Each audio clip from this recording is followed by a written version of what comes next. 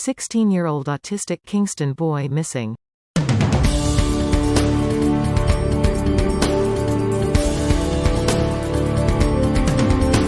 16-year-old autistic Kingston boy missing.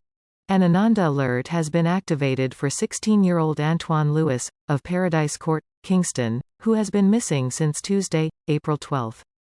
He is of brown complexion, slim build and about 5 feet 7 inches tall. Reports from the Trenchtown police are that about 7 p.m., Antwone was seen at home wearing red shorts with white on both sides, blue merino, blue polo shirt and a pair of black shoes.